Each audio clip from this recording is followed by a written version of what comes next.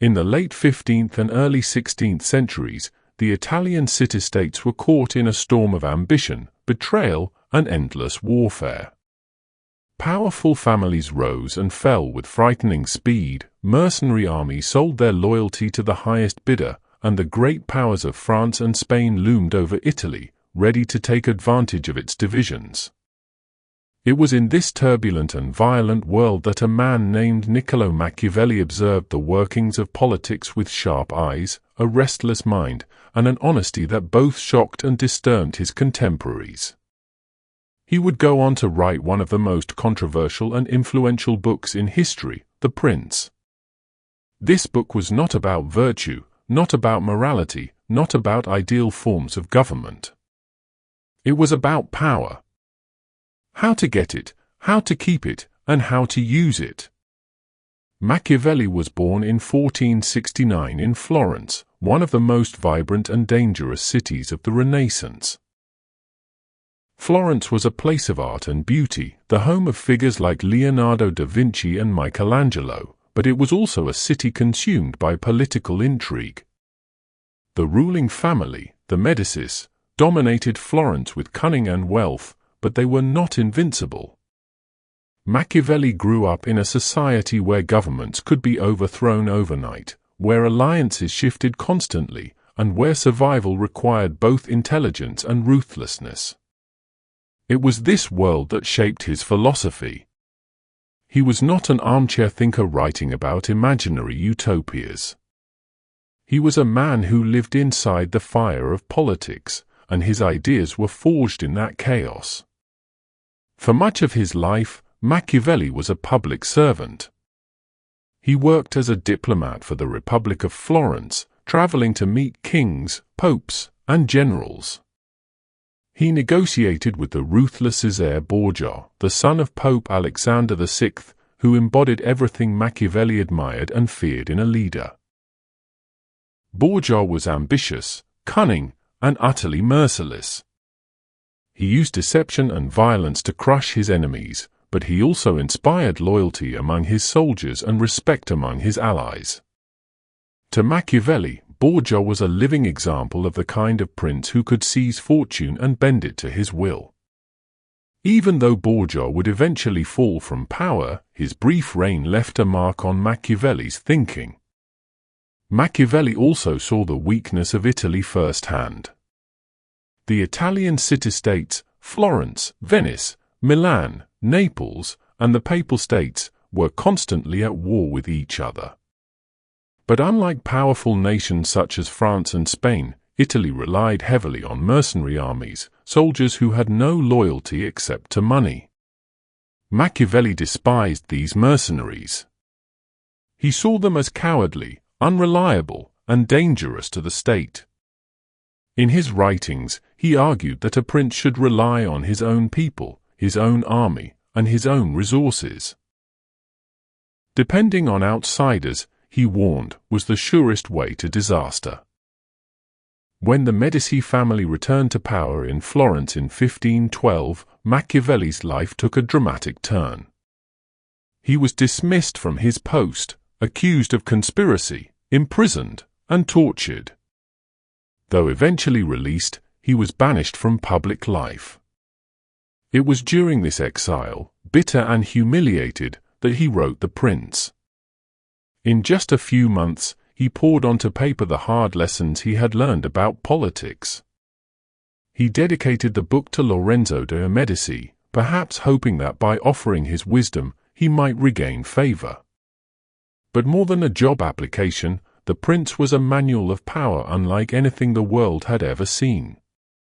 What made The Prince so shocking was its rejection of moral illusions.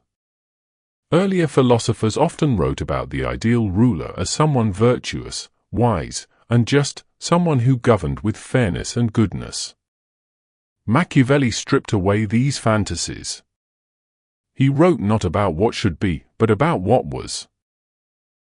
In the brutal reality of politics, he argued, rulers could not afford to be good at all times. They had to be prepared to do evil when necessary. A prince, he said, should not keep his promises if it would harm him. He should learn to be cunning like a fox and strong like a lion. He should be feared rather than loved if he could not be both, because fear is more reliable than love when it comes to keeping people loyal. This did not mean that Machiavelli glorified cruelty for its own sake. He was practical. He argued that cruelty, if used, should be swift and decisive, so that people would not live in constant terror. Mercy could be shown when it served stability, but hesitation or weakness would destroy a ruler. Above all, Machiavelli believed that the purpose of power was to maintain the state. If the state collapsed, then morality, culture, and even religion would collapse with it. Therefore, the survival of the state justified actions that might seem immoral in private life. One of the most famous and misunderstood ideas from Machiavelli is that the ends justify the means. While those exact words never appear in The Prince, the spirit of the phrase captures his view. To preserve the state, to ensure stability and security, a ruler must sometimes commit acts that would otherwise be condemned. In a world of treachery, betrayal, and violence, a ruler who clung to rigid morality would not last long. To Machiavelli, effectiveness mattered more than goodness. Better to be accused of cruelty and survive, than to be praised for virtue and destroyed. It is important to understand, however, that Machiavelli was not celebrating tyranny for its own sake. He was not writing a handbook for despots. He was trying to describe reality as he saw it, and to provide rulers with tools to navigate that reality. He believed that Italy needed strong leadership to unite it against foreign powers and to protect it from chaos. His brutal honesty was, in a sense, an act of patriotism. He stripped away illusions because he believed illusions were dangerous. The impact of The Prince was immediate and long-lasting. To some, it was a scandal, even a blasphemy. The Catholic Church placed it on its list of banned books. To others, it was a revelation, a guide to power that revealed the truth of politics without disguise. Over the centuries, rulers, generals, and politicians have read and debated Machiavelli. Napoleon Bonaparte carried a copy of The Prince. So did Adolf Hitler and Joseph Stalin, though in their hands, Machiavelli's lessons became tools of tyranny. At the same time, democratic leaders and modern strategists have studied him, recognizing that his insights into human behavior and power dynamics remain timeless.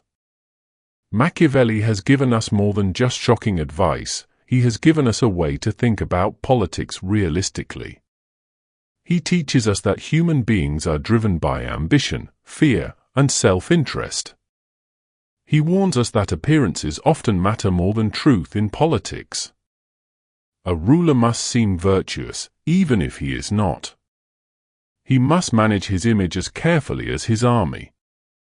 In our modern age of media and public perception, this lesson feels more relevant than ever. Politicians today may not speak about Machiavelli, but they practice his art. Beyond The Prince, Machiavelli also wrote other works that show different sides of his thought. In Discourses on Livy, he admired the Roman Republic and argued for the value of citizen participation and shared governance. This side of Machiavelli reveals that he was not simply a champion of ruthless princes, but also a thinker who valued freedom and civic responsibility. His reputation as a pure cynic is only part of the story. He was, in truth, a complex man, one who loved his country, who dreamed of a united Italy, and who believed that the health of the state was the foundation of human flourishing. Today, when we use the word Machiavellian, we often mean cunning, deceitful, and ruthless.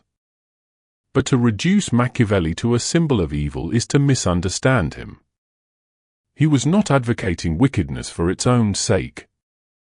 He was trying to prepare leaders for a world in which power was fragile, enemies were everywhere, and survival depended on hard choices. His honesty about human nature, his recognition of the darker impulses that shape politics, makes him uncomfortable but necessary reading. He forces us to confront the realities we might prefer to ignore. Consider our world today. Nations rise and fall, leaders compete for power, and politics remains a game of strategy as much as of ideals. Machiavelli's insights still apply. Leaders must balance the need for trust with the temptation of fear.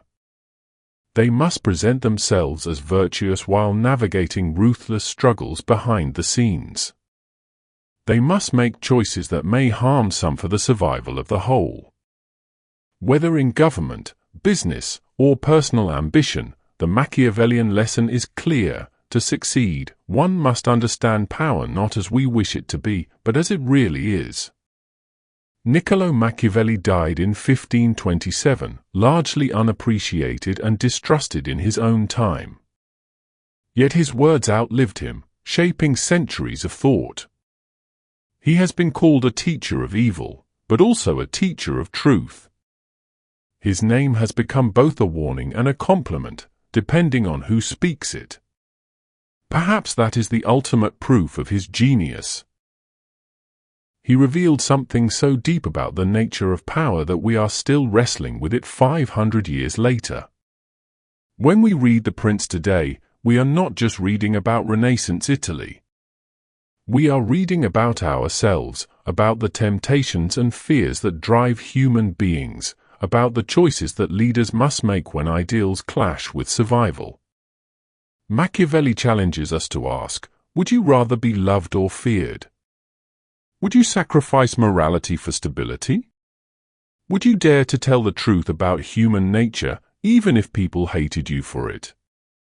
These are not questions limited to princes and rulers. They are questions for anyone who seeks to understand power, leadership, and the complexity of the human heart. In the end, Machiavelli does not give us comforting answers. He does not promise that virtue will always triumph or that justice will prevail. Instead, he gives us something harder and more valuable: clarity. He shows us the world as it is, not as we wish it to be. And in that clarity, there is a kind of power. For only when we see reality without illusions can we hope to navigate it, survive it, and perhaps even shape it.